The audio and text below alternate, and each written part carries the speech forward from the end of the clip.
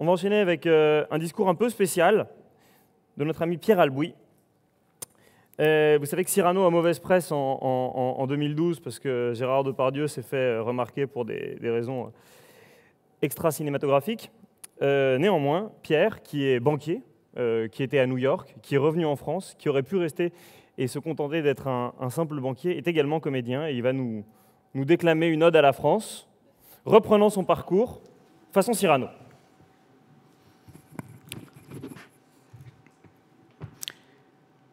Malheur aux incertains et aux parcimonieux, on périt par défaut plus que par excès. Voilà ce qu'écrivait Saint John Perse, le plus américain de nos poètes français. Bon, je vois aucune réaction dans la salle. Je reprends. Malheur, jusque-là c'est bon. Malheur aux incertains et aux parcimonieux. Là, je vous l'accorde, le mot parcimonieux est un mot peu usuel. C'est un mot qu'il faut utiliser avec parcimonie. Ça me rappelle une histoire corse. C'est un père corse qui donne à son fils une somme d'argent pour aller sur le continent.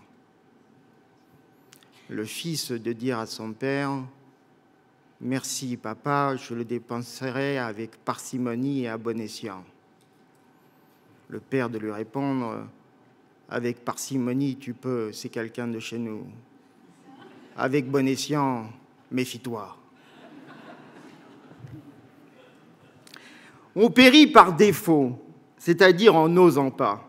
En français moderne, nous dirions « malheur au mou du genou, au gagne petit, les losers sont ceux qui n'osent pas. » Alors osons la France, sans réserve, pourquoi pas avec excès, mais surtout pas par défaut.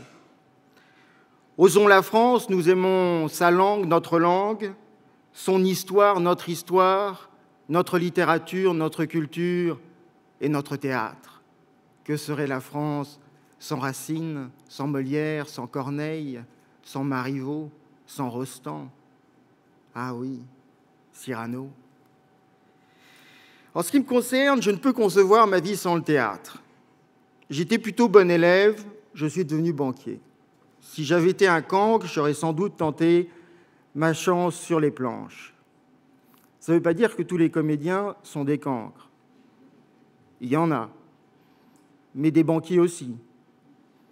Ça me rappelle une phrase d'un de mes profs de prépa qui disait « Il n'y a pas de filtre à con ».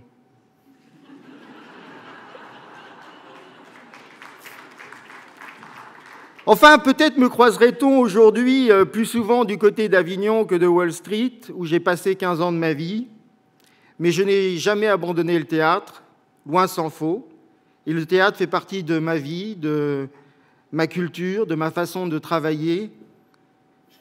Et après tout, n'avons-nous pas tous un rôle à jouer?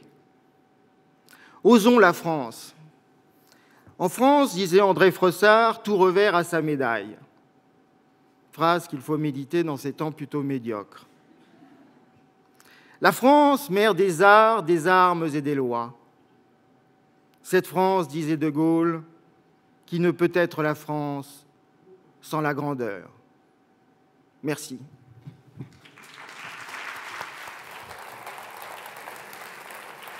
Tout? C'est un peu court, jeune homme. Vous auriez pu dire oh, bien des choses en somme. En variant le ton. Prenez par exemple emphatique. Merci à vous de me donner, très cher ami, très admirable hôte de Thuin, l'occasion de manifester devant vous ce matin un peu de la foi qui m'anime, et oserais-je le dire, peut-être que ce mot si désuet fera sourire un peu de mon patriotisme. Enflammé, oui, je persiste et signe, sans cynisme, malgré 15 années de vie professionnelle intense, 15 années passées loin de la France, aux États-Unis, ou par parenthèse, comme dans tant d'autres pays, le patriotisme n'est pas une tare, mais une vertu. Oser la France après 15 ans d'Amérique, qui l'eût cru? Informatif. Savez-vous que dans les écoles américaines, les élèves, le matin, prêtent serment à leur pays, sans problème? Prudent, ce patriotisme que d'aucuns trouveront suspect. N'est-ce pas lui qui fait l'unité d'une nation, de populations d'origine si variées? Un exemple à suivre, puisqu'il s'agit d'oser. Conciliant, s'agissant de la France, plutôt que d'ajouter au concert des récriminations qu'on ne peut toutes rejeter. Je voudrais avoir l'audace de rappeler ici les enjeux et aussi les atouts de notre beau pays. Ses faiblesses, on les côtés. Inutile d'y revenir. Foin de pessimisme. J'invite à laisser de côté notre arrogance, comme notre déclinisme. Politique.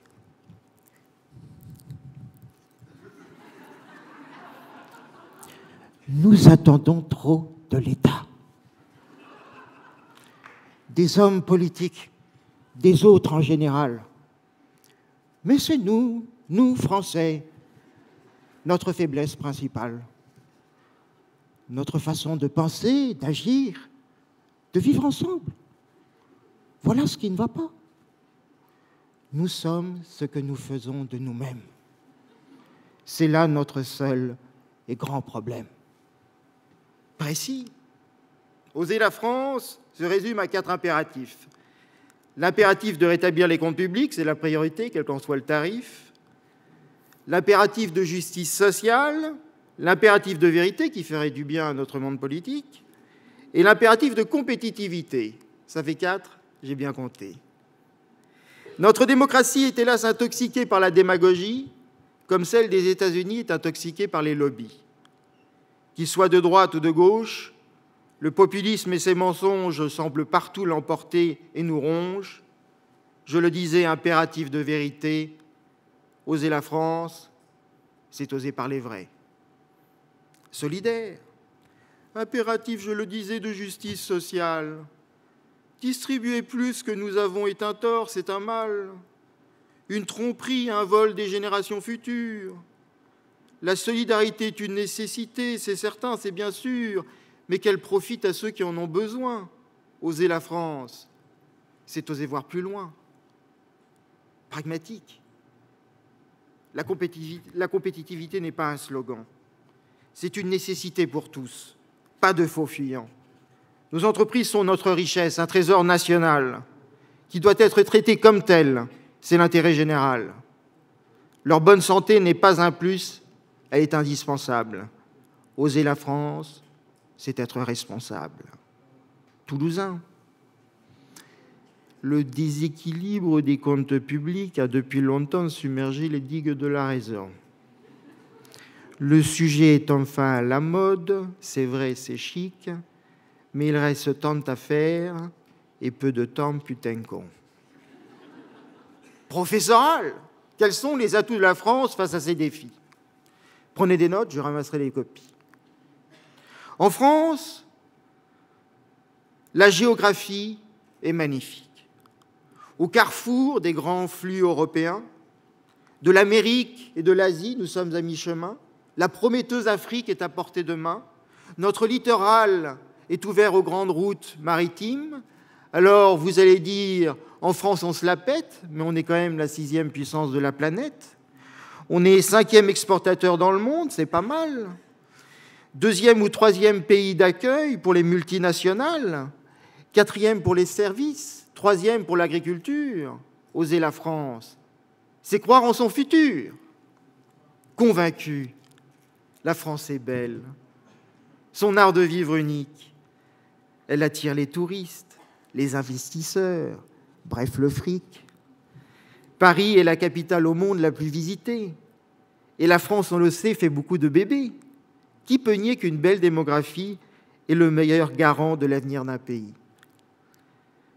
Et puis, la France épargne en abondance. Pour les investissements, ça fait de la finance. La France dispose d'une main-d'œuvre qualifiée et plus encore d'une élite bien formée. Conscient de ces enjeux, fort de ses atouts, il faut aujourd'hui redéfinir, repenser tout, construire un modèle, un pays mis à mal. Allons, décrétons la mobilisation générale. Mais comment ne pas s'y atteler d'urgence? Osons la France! Voilà peut-être ce qu'aurait dit Cyrano s'il avait fait Sciences Po. Pour ma part, et pour revenir à ma passion, j'ai trouvé dans le théâtre quelques bonnes raisons d'espérer et quelques bonnes leçons pour agir. Shakespeare disait « Le monde entier est un théâtre et tous, hommes et femmes, n'en sont que les acteurs. Notre vie durant, nous jouons plusieurs rôles. Le mien aujourd'hui est d'être banquier. Le vôtre est d'être entrepreneur, journaliste, scientifique, sportif. Et puisque nous jouons tous un rôle, jouons-le pleinement. » D'ailleurs, quel que soit le théâtre d'opération dans lequel vous évoluez, quelle que soit la longueur de votre rôle ou la finesse de vos répliques, la tonalité de la pièce, du drame à la comédie, je me demande si la vie n'est pas qu'une question d'interprétation. Il n'y a pas de théâtre sans texte. Un acteur sans texte ne fait que de la figuration. Pour peser dans votre rôle professionnel, vous devez maîtriser la technique, l'acteur doit maîtriser le texte. Mais il doit aussi percevoir ce qui n'est pas écrit, le sous-texte, le non-dit. Et parfois, on doit comprendre le contexte. Ça dépend de qui vous parle. Il n'y a pas de théâtre sans empathie. Empathie avec le public, bien sûr, mais empathie avec vos clients, vos fournisseurs, votre audience, mais aussi avec le personnage que vous incarnez, un banquier empathique. Pourquoi pas un gardien de nuit somnambule ou un skieur frileux? Très mauvais casting. On ne peut quand même pas tout oser. Mais l'empathie, c'est quoi? C'est d'abord une connaissance approfondie des situations et des personnes. C'est autant une affaire d'analyse que d'intuition ou de cœur. Il n'est pas de meilleur négociateur que celui qui est capable de se mettre à la place des autres. Il n'y a pas de théâtre sans réactivité, sans ingéniosité, de qualité elle aussi indispensable à vos métiers. Essayez de reprendre le fil d'une pièce quand votre partenaire s'est trompé de réplique. Pas facile, je vous l'assure. Alors, quand ce sont les décideurs politiques qui se trompent, c'est encore moins facile. Il n'y a pas de théâtre sans maîtrise du temps, comme dans les négociations. Le temps tour à tour suspendu ou accéléré, le temps du silence ou celui de la parole, de l'immobilité et de l'action. Il n'y a pas de théâtre, enfin, sans vérité. La vérité du personnage incarné, qu'il soit un héros ou un salaud, un banquier ou un banquier. La vérité du public qui adhère ou pas à la pièce, à l'interprétation. Le cynisme n'y a pas sa place. Hugo disait « Le théâtre n'est pas le pays du réel. Il y a des arbres en carton, des palais de toile, un ciel de haillons, des diamants de verre, de l'or, du clinquant, du fard sur la pêche, du rouge sur la joue, un soleil qui sort de dessous la terre. C'est le pays du vrai. Il y a des cœurs humains dans les coulisses, des cœurs humains dans la salle, des cœurs humains sur la scène. Merci. Ouais.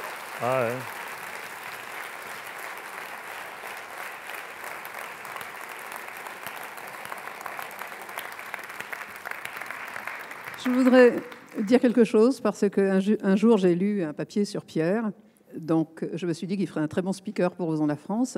Je suis allée le voir et il faut que vous le sachiez, Pierre, je ne vous l'ai jamais dit. J'ai eu un choc en me disant, ce type, il ne peut pas être drôle. Il ne peut pas être dans l'émotion. Il était banquier dans un bureau extrêmement classique, dans une avenue encore plus classique, belle. Et j'ai eu peur. Et donc, je me suis dit, je vais le laisser parler. Et puis, voilà. Et puis, si je ne sens rien, je ne lui demanderai rien. Donc, il va me prendre pour une folle, mais tant pis. Je serai venue pour rien. Voilà. Et j'ai laissé parler. Et quand il m'a expliqué sa vie aux États-Unis, puis son retour en France, déjà, j'ai trouvé ça bien. Parce qu'un banquier qui quitte Voilà, tout ce qu'on sait pour revenir en France, c'était la première démarche. Et j'ai à ce moment-là observé ses yeux. Et je me suis dit qu'il pouvait nous faire quelque chose de très très bien. Et voilà, et un banquier comédien qui quitte New York pour venir à Paris, c'était juste bien dans le programme d'aujourd'hui. Merci beaucoup.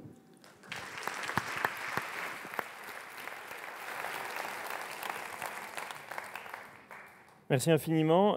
J'en profite pour signaler que les tweets remontent toujours avec beaucoup de messages très chaleureux pour Emmanuel Mignot. Et apparemment, il faut, cher Emmanuel, que vous accueilliez le prochain forum à Dijon. Voilà. Apparemment dans vos locaux, parce que vous avez un petit peu de place. On prendra juste l'espace pirate, ça nous suffira. Et beaucoup aussi de messages très, très chaleureux pour Pierre Albouy.